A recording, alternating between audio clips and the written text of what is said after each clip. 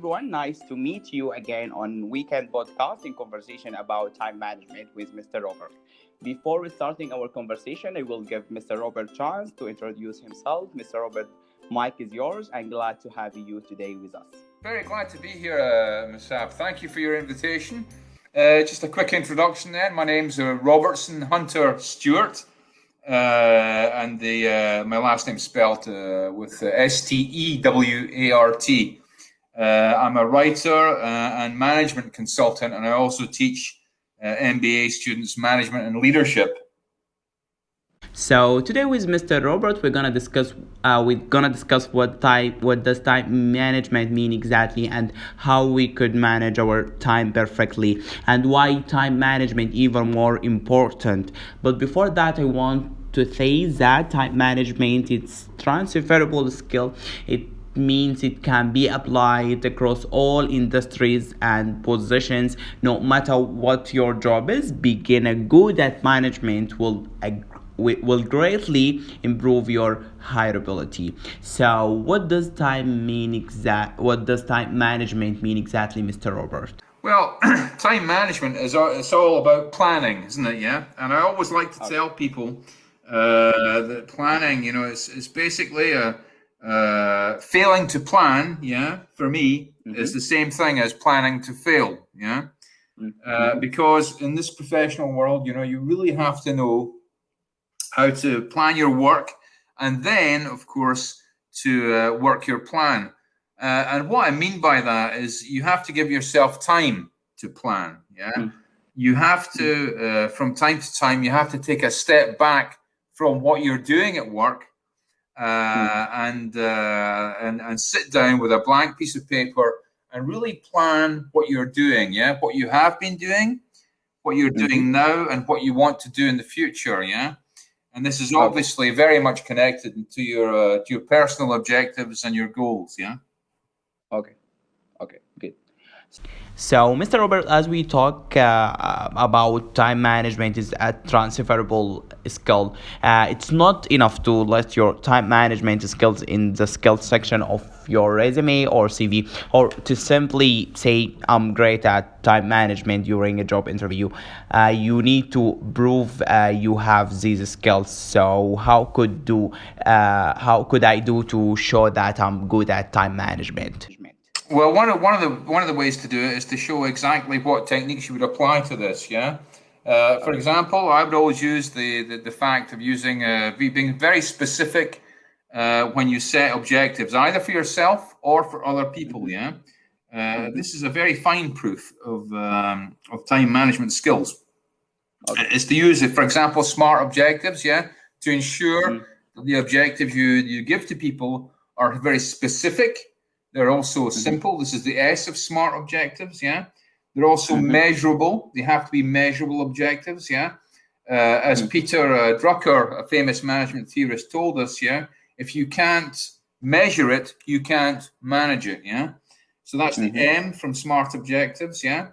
Then there's the R. Yeah. So it's got to be relevant to what you're doing. It's got to be to do with what you're doing in your job, yeah, when you set an objective, either for yourself or for someone else. So that's the R, yeah.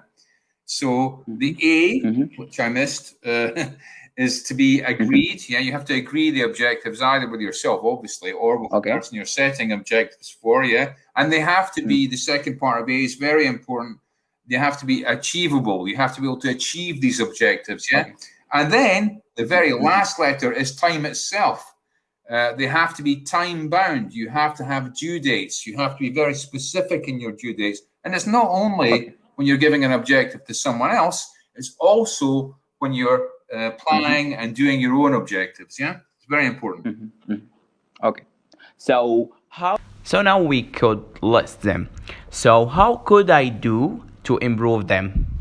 Well, the best way to improve them, and what I found is a very good trick, is to set appointments with yourself. Yeah. Okay. And what I mean is when you're doing your planning, either on your daily basis or on a weekly or a monthly basis, whatever it is, make sure that in your agenda you have space for planning. Yeah. Because this is time that people sometimes just don't take. Yeah. But if you don't take that time to plan, Mm-hmm. you're going to lose a lot more time, because you're always going to be treating subjects and acting instead of thinking and planning what you do first. So you're going to lose a lot of time, It's the same thing as with objectives that I just talked about. If you don't set clear objectives, you're not precise, you don't give time to the people that you work with, in order to discuss these things, you're going to lose a lot more time in the future, because you're constantly going to be firefighting, You're going to be putting out fires, and you're not going to be in control of what you're doing or what your team's doing. Okay. As you said, I have to be clear. So when I want to be clear, I have to set my priorities. When I prioritize my time, I have to define my things to urgent and important. So how could I define them, and what the difference between them?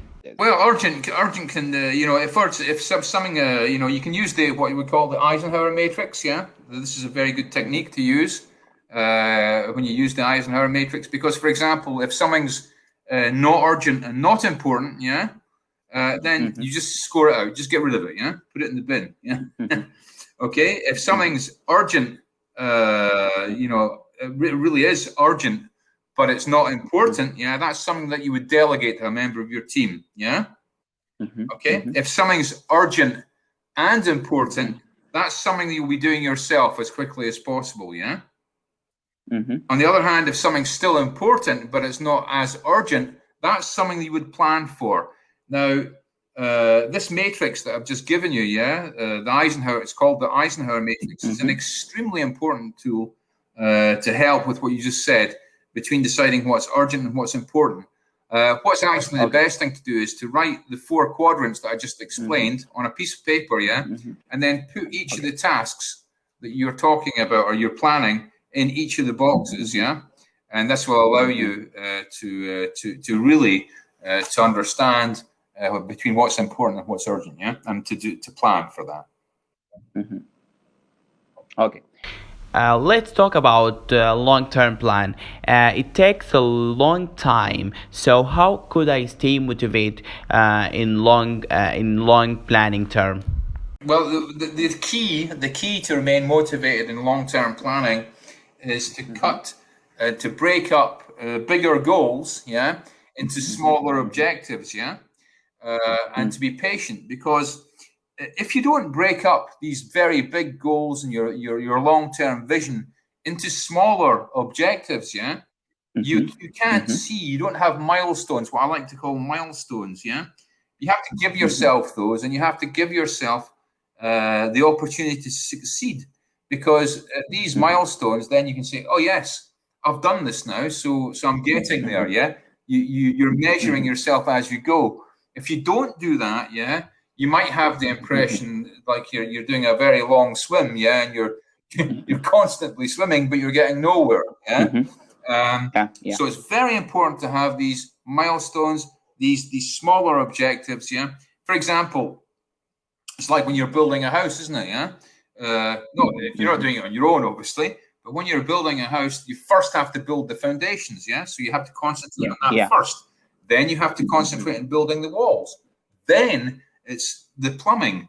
Then it's the electricity, All these things, in order to build the house, have to happen one after the other. You're building on what you've just built already, It's the same with objectives and goals, The goal is to build the house, But the objectives can't be just to build the house, You have to go step by step, That's what I'm trying to tell. That's what I'm trying to explain, And it doesn't matter, even if these are management objectives or financial objectives, you still have to go step by step.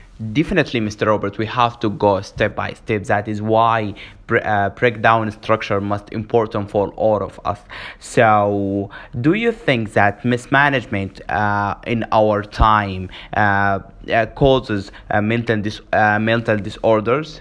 Like stress, blah blah blah. Well, I think it's commonly known that work is one of the places, that people suffer the most from stress, But the stress can be due to a number of factors. Obviously, time constraints can be a source of stress, But it's not in the workplace. if time management is applied properly, obviously that can reduce stress levels. And it's what I said earlier, isn't it? It's from a personal perspective, as a manager or a leader, if you're in that position, then if you're planning your work properly, as I just described earlier, and you're taking small bites, you're chewing that, you're digesting your work, and you're doing it step by step, and you're not being too impatient and trying to do the whole thing at once, you'll put yourself in a better position with regards to stress, because there's a massive difference between stress and what I call distress, stress obviously can be a good thing to a certain point because you've got time constraints, but you mustn't allow yourself to be in a position of distress. That's when people have start to have psychological difficulties and so forth, and depression steps in and all this kind of thing. As Mr. Robert mentioned, that we have to manage our time perfectly to avoid psychological difficulties. So that is one of benefit of managing our time. Could we find other benefits, Mr. Robert? Yeah, well, the other benefits is it's basically for your life, isn't it? If you're good in time management, you have to give yourself time. I mean, it's obvious, but it's very common sense. But for example, everyone's got a different life-work balance. For me, life-work balance, is a myth, because and why I say that is because the life-work balance is different for everyone, isn't it? Some people just love to be at work. They can work 12 hours and they love it, or they work 14 hours, Other people, they do their 8-hour day and they want to go home. That's fine too, What's the most important thing is for people to know what that balance is, to know themselves, where their limits are, how much time they need for their family, even simpler than that, how much sleep someone needs, I mean, some people they'll tell you, well, only 4 hours sleep. That's fine. That wouldn't work for me, for example. I need 8 hours sleep. So people have to know how much sleep they need to stay healthy. They need to know, what kind of foods they're eating, how they spend some relaxation time, not necessarily with the family, but on their own. How much time they spend for hobbies, and basically you have to ensure that they're spending their time in the optimum way for themselves, and not to please other people. It's really people have to find their own level and their own balance, with regards to all that. As you mentioned, Mr. Robert, also time management gives us enough time to stay healthy and relax. So we have to set our boundaries to manage our time perfectly. So how could we set our boundaries? Well, I think one thing that has to, when we talk about boundaries, one of the most important boundaries is, and I think, I really, my expertise is in leadership and management, but it's to do, so from that perspective, it's to do with setting boundaries for other people, What I mean by that is to not let people interfere, or to use your time, because time's precious, isn't it, So it's a commodity, but it's a highly perishable commodity, Once that time's gone, it's gone forever. So what I mean by that is, for example, as a manager, if you have someone that's what I'd like to describe, in inverted commas, as a parasite, someone that's using too much of your time and constantly demanding more time, and there's no reason for it and justification for this. At one point, you have to tell this person, listen, I really don't have any more time for this.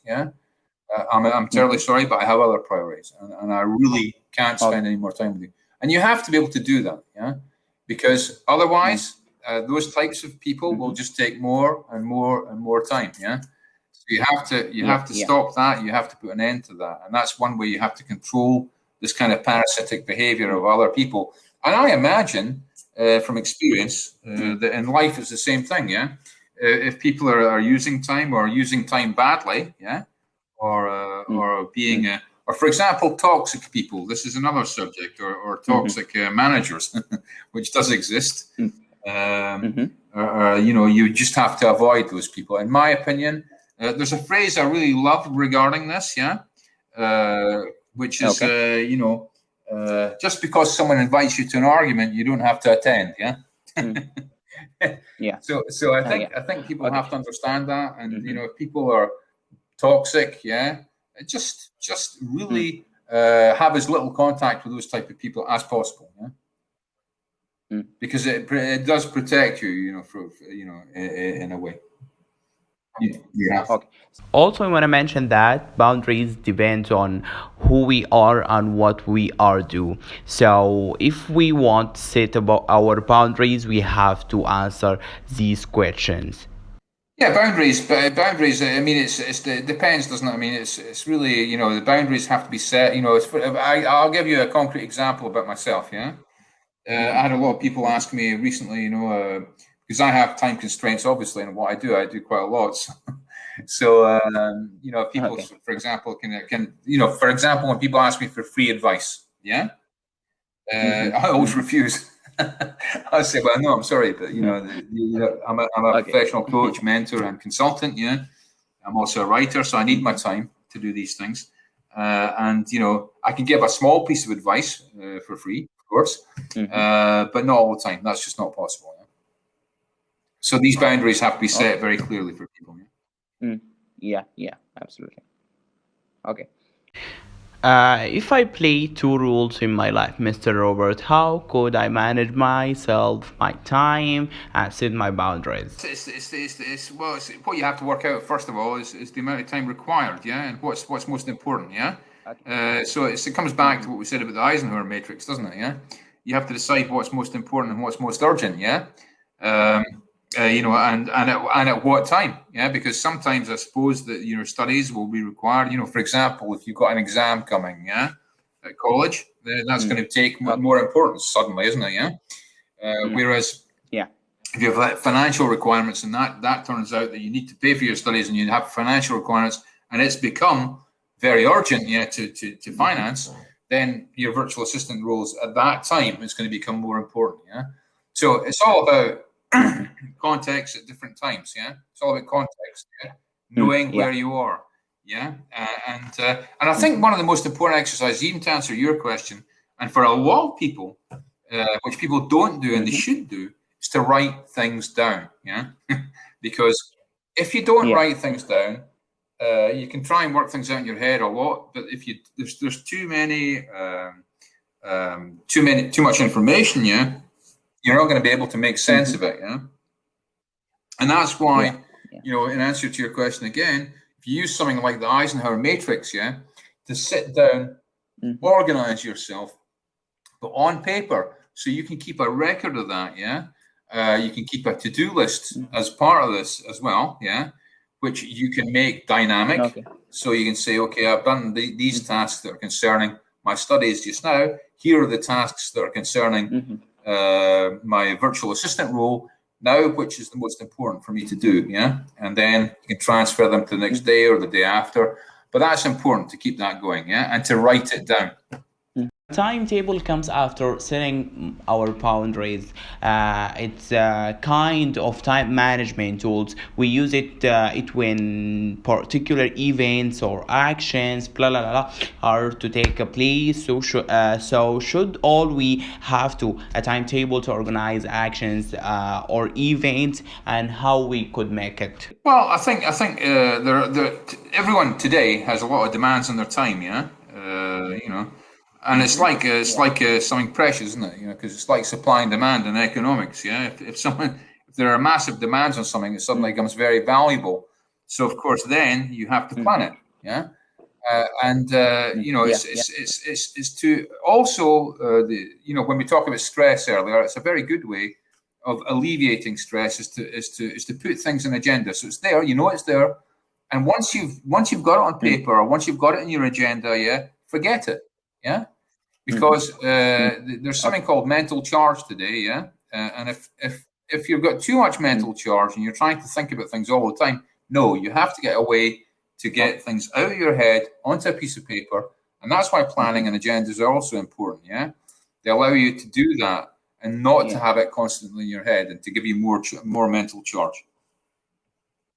If we want to stay focused with our plans, we have to make it visually plan. So how we could set a visually plan? Well, visually, I mean, there's so many ways to do it, isn't there? There's some people I know who still using paper agendas. That's one way to do it. Yeah, but most of the time people are using Outlook, or they're using Calendly, or they're using all these electronic devices and ways of planning. Myself, I use a mix. So I'm not saying it's the best practice. It's just what I do is I use Outlook. Yeah, I plan everything through Outlook, and then what I do as well, I have a list of tasks. So a to-do list, but my to-do list is dynamic. So my to-do list is prepared. I've got a to-do list, basically going forward in time, about 4 days, 5 days most of the time. Yeah.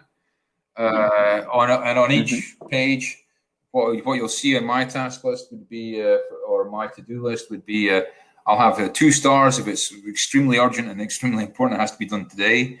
Then 1 star if it's important, but it doesn't have to be done today. Then I'll have an A, B, C, D. So I know which task can be moved over. So a 2 star or 1 star is better if it gets done today. If it's A, B, C, D, or E, then it has to be. It can be moved over to the next day. But for an A, for example, that task, it can be moved maybe once or twice, but then it'll probably become a star task. Yeah. But it's a very quick way of planning time for yourself. Yeah.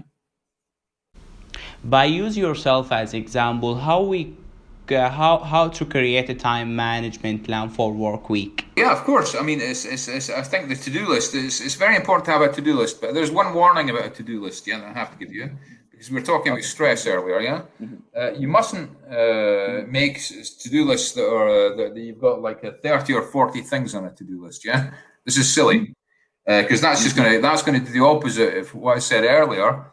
It's going to cause stress, because you're going to have that to-do list. You're going to have it a long time, yeah, and you're not going to see it getting diminished, yeah. You should have on your to-do list, maybe 5, 6, 7 things, yeah, in a day, yeah, maybe 10, right? But more than 10, it's going to become stressful, yeah. So I would suggest that you don't put too many tasks, and especially that you don't see the same task returning to your list day after day after day after day, because that becomes a source of stress. Mentally, what you have to practice, and this is so. In the evening, what I do is I'll rewrite my tasks, yeah, for the next day, yeah, and maybe the day after, yeah. But what I'll do is, once that's on paper, yeah, I physically put it somewhere else in my office or in my room, yeah, or wherever I am, so that I can't see it. When it's time to relax, it's time to relax. And then mentally and physically, I separate myself from that task, yeah, that list of tasks. And that's very important, because the next day, those tasks are still going to be there, aren't they? They're not going anywhere. So there's no point looking at them again, when you're meant to be relaxing. Yeah, just put them to one side physically, yeah? And that's very important. It's like the fact of putting your phone or your computer to one side in the evening and forget it, okay? It'll still be there in the morning, and work will still be there tomorrow, yeah? So don't allow yourself to get too stressed with this, yeah? So we have to list less tasks for our day. Okay, so should we plan our 24 hours? It's a little bit complicated. No. I mean, to plan 24 hours, it's what you do is in the morning, yeah, you've got your task list. You start working through your tasks, and in the evening, the same day, all you do is, I don't know, however many hours you work in the day, whether it's 8, 6, 8, 10, whatever you decide it's going to be, yeah. And then at the end of the day, you sign off, you rewrite your list, yeah. It takes you 2 minutes, you rewrite that, you put it to one side, and you're finished. That's it. So it's a very simple way, yeah, to avoid stress, in fact. So you're not going to work 24, you're not going to plan 20, sorry, I was just answering your question again. You don't plan 24 hours, yeah? Because, at some point, you're going to have to sleep. Yeah. And eat. Yeah. Also managing time have a pitfall. So could you mention them, Mr. Robert? Yeah, some of the pitfalls to avoid, yeah, is trying to take everything into account, yeah, that's a mistake, yeah, because sometimes the context, you're going to have things that are going to happen that are unexpected, yeah. So you know, don't plan every single thing you're doing. Don't write everything down, yeah. And don't mix everything up, yeah. I mean, on your task list, when you do a list of a to-do list, yeah, don't mix up your to-do lists between you know, what you're trying to do for work and what you're trying to do personally, yeah. Okay, just make sure that if you do have a priority and it's personal, for example, yeah, that you don't forget to put it on your work list. I explain myself, yeah. One of the pitfalls, for example, is to forget to look after yourself, yeah. So, for example, a very simple example is to make sure that, you know, you got a dentist appointment or you've got an appointment to the doctor, yeah. You make sure it's on your task list, you know, your work task list, yeah, or your to-do list. Because if you forget that, yeah, you're not going to be able to do anything after if you get ill, yeah, or if you've got a toothache and your tooth rots or something, yeah. So you have to make sure that you're looking after yourself. Look after number one, which is what people forget to do in time management, yeah. And I always like to tell a story about this because you know, it's like when you're in an airplane, yeah, and imagine you're with your kids, yeah, and it's called positive egoism, yeah. You know, if the plane, if you're told you have to get the oxygen mask on, you were two small kids, yeah, and you put your own oxygen mask on first, yeah, not the kids, because if you don't, yeah, there's going to be no one there to put the oxygen mask on the kids, right? So no one will survive. So that's very important. Look after number one, yeah, or you're not going to be able to look after everything else, either your team or anything else that's going on, yeah. Another pitfall to avoid is, you know, making goals that are too big, as I explained earlier, and not breaking them down into smaller parts, yeah, so that you can see your success. And this is auto-motivating, yeah. Okay, so a pitfall to avoid is trying to do too much at once and not taking the time to plan. That's a huge pitfall. People are constantly in acting. They're always doing something, yeah. It's action, yeah, and always forgetting, yeah, that it's not just about action. You also have to plan your actions, absolutely. Yeah. Okay, and this is extremely important. So there's a very good Japanese proverb about this, yeah. If I may tell you this. You know, so it's to do with action, and it's to do with the fact that actions, when they're taken, yeah, need to be considered. So the proverb itself would tell us the vision without action is only a daydream, yeah. But the action without vision, yeah, is an absolute nightmare, yeah. Now that is a Japanese proverb, so it's very simple to understand, yeah. It means basically that, you know, if you don't, if you're constantly only talking about your plans and you're only talking about plans and there's no action, okay, you're dreaming, yeah. But on the other hand, if you have no plan, yeah, and you just act without planning, you're gonna be in some serious situations very quickly, yeah. So that's a very important proverb to avoid pitfalls. Also, I'm wondering, Mr. Robert, if it's kind of pitfalls or not. When my tasks for today are done, should I running on tomorrow's tasks or what? Don't do that. Don't do that. In this case, celebrate. Yay! Time to have a fun. Yeah, it's all about this is often in management and leadership. This is often forgotten too. To celebrate success. Yeah. Okay. Don't start the next thing. You might, if you you got a bit of time still to work. Okay, maybe start another thing that's on the agenda for tomorrow. Then you can have an even bigger celebration because you did even more. Yeah. But don't do the whole thing for tomorrow today. Yeah. Just give yourself the opportunity. It doesn't call. No. It could be. Yeah, some people could say that. Yeah, but that's what I just said. You can have higher productivity, but at the same time, yeah, physically look after yourself, yeah, and give yourself the opportunity to celebrate success. Because if you don't celebrate success, yeah, you're constantly going to be chasing your own tail, yeah. It's like the dog that's chasing its tail. This can happen forever, yeah. But what I said earlier is very important, yeah. Give yourself time to say, yeah, that's good. I did that. That's really good, yeah. And go and, I don't know, maybe go and have a soda or take some time to relax and listen to some music you like, yeah. Reward yourself, yeah. It's very important. It's the same as in management, isn't it, yeah? When you're managing other people, it's very important because people often are criticizing when things aren't right, yeah, when they've got their team. But what they forget is that when their team does a fantastic job, they forget to go and reward them, yeah?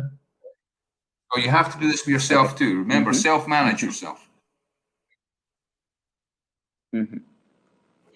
Okay. Once upon a time, I was chatting with my mom about life and how time runs very fast.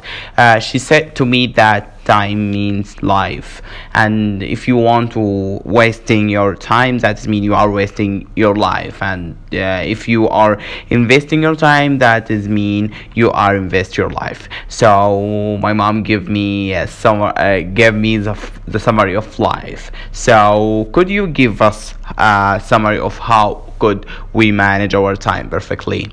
Yeah, well, it's got to be it's about how to manage time. It's what I said there. It's well, wisdom. It sounds like your mum was had a lot of wisdom going there. Yeah, it's very wise what she said. Yeah. But you know, wisdom. The beginning of all wisdom is basically is self-knowledge. This is Aristotle that told us this. Yeah. So that would be my wisdom that I would share, yeah, is to know exactly yourself, yeah, what you enjoy, yeah.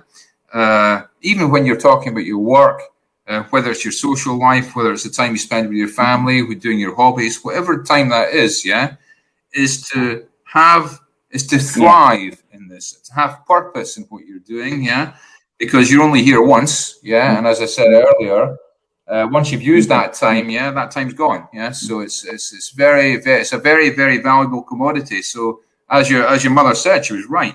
Don't waste your time. Yeah, use your time fully. Yeah, fully immerse yourself in your own life. Yeah, I think that's very important. Yeah, you know, and to do something when you're doing something, really do it to the best of your ability. Yeah, and how you know to do it, because you can get some very good satisfaction, self-satisfaction from doing things well. Yeah. So your mum sounds like a very, very wise woman to me. Thank you so much. Okay, so before we over our conversation, let me greeting you for your great book One to One about managing quality time individuals for engagement and success. So could you give the audience a quick overview about it and what they gonna achieve from reading Yeah, this well, book? Book? the book One to One, it's about the fact that you need to give. In organizations, you need to give people quality time as a manager.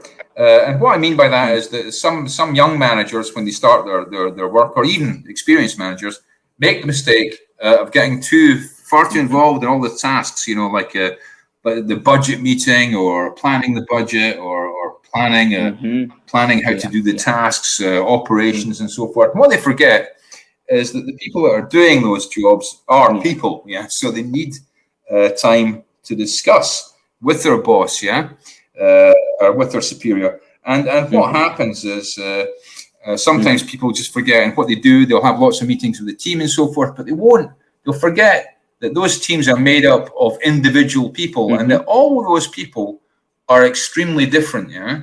Everyone's different. Everyone has different goals. I'm talking about personal goals here. Yeah, they have different goals. They have a different perspective. They have different perceptions of how life is. They come from different cultures. Yeah. So what you need to do, you require to give time as a manager to your direct reports. You need to give this time, and in particular, you need to be talking in those meetings. You need to be talking about the objectives, and I'll tell you why it's so important. Because what's often forgotten is normally in workstation situations, you're going to have, well, hopefully you'll have an annual appraisal interview, yeah? where you'll sit down with your manager for a couple of hours, and your manager sometimes will just tick off a list and say, yeah, this is done, this isn't done, this is done, this isn't done. It's a good, bad, or it's medium, yeah? Okay? That's, of course, not a very good situation, yeah? If that's the case, you've only got one meeting a year and that's how it's going, it's not acceptable, because what's going to happen is you're going to wait till the end of the year. You're not going to do a point in time where you're going to sit down and see, can I help you with this objective? Are you having difficulty? Do you need some advice regarding this? Do you need some more material? Do you need more money? Is there a problem with the budget here? And actually help the person you're working with achieve their objectives. It's also very important because sometimes people are human beings, aren't they? Right? So people sometimes people can go through work and they're maybe having a massive problem at home, or you're having a divorce, they're having terrible problems or health problems even, yeah. And you won't know if you're not talking to your people, yeah, and they don't trust you. Then you're not going to know this, are you? So how can you help people when you ignore completely what's going on in their lives? So that's very important, yeah. And it's also important to build relationships, isn't it, with people on an individual basis, yeah. Because after all, yeah, if you're treating people how you'd like to be treated yourself, yeah, and you're listening to people during these one-to-one meetings, yeah, this is going to engender respect. It's going to engender trust, yeah. And when people trust, yeah, they're going to go that extra mile. When you need to ask for a favor, they're going to go that extra mile for you, yeah. Indeed. So on behalf of our audience and I, thank you so much, Mr. Robert, for taking the time to discuss with us this topic about time management. We are enjoying learning more about time management. Thank you so much. And also, guys, Mr. Robert will be our guest of the week. And thank you so much and happy weekend.